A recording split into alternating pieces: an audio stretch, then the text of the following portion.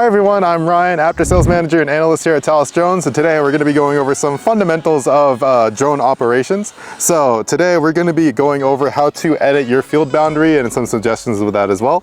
To get everything going, we were going to press begin. And so this is essentially how to edit a boundary. So right now I'm just really quickly going to make one. So right now I am in the route mode. So in the top left you can select your mode. When you are first launching your drone, it'll take you to this page. So you'll select route mode. And then if you need to change it, let's say this is showing up as an M or something, for example, right there. So it's showing up as an M, that means you're in manual mode. So then just to be sure, you're going to be in route mode. And then in the right, we have the add button. So I'm going to press add, and now I have the ability to add boundary points. So again, this is how to edit a boundary. So I don't have one set up just yet. I'm just going to make a mock one.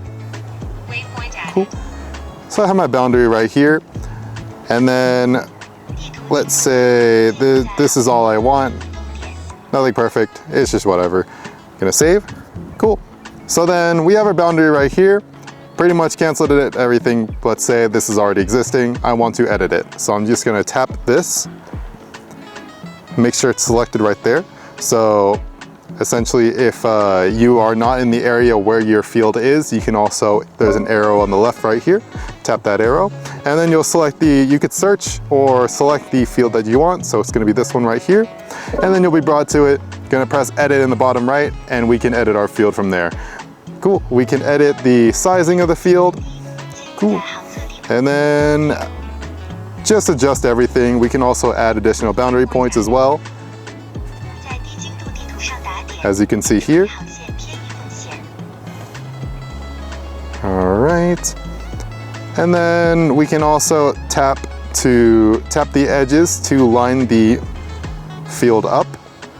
So then, as you can see here, I tapped the edge, that white line, and it lined up the spray route parallel to that white line. So that goes for any line as well. So I tap this line here as well, and it is now parallel to that line. For this sake, I'm just gonna go with this one.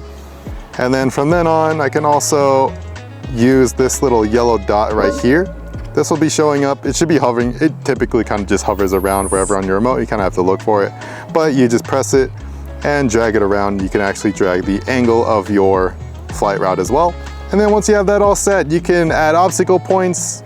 You can add round obstacles, non-application areas, all that sort of information to kind of adjust and adapt for your field. And then on the left here, this will be the actual spacing. This is where you'll edit your flight route. So route spacing, today we are with the T100, so it's about a 36 swath width, or 36 feet. So we're just gonna select that. I believe it'll also show you as well. So if I do like something crazy high, I can press select and it do the max of 194, but the actual spray width limited to 42 feet. So the 42 feet swath width of the T100. On the bottom here, we have widen field margins. Overall, you can widen these margins here. So now once you, let's say something like 10.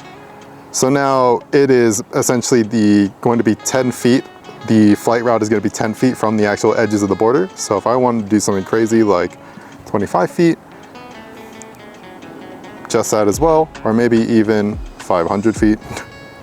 It'll max it out, just completely removes the flight route entirely, but just gonna set this back to 15. Cool. And then you can adjust your start point as well. So go into settings, and then you just tap one of the boundary points that you made, and it'll start from there. So if I wanted to start from this little corner right here, I just go there, and now the flight route adapts and changes to start from this position. You can tell by the green dot is where you'll start from, the orange dot is where you'll end from. And then you just do save.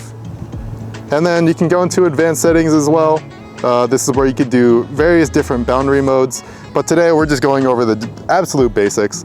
All right, so once you have all your boundary points set and everything's good to go, from then on, you're pretty much good to take off. In the next following videos, we'll be going over the actual specifics of stuff. So for example, adding no spray areas, adding boundary points, adding obstacle points as well, that type of thing. So we'll go a bit more in depth, but essentially that is how you edit your boundary fields in your remote controller for your Agras drone.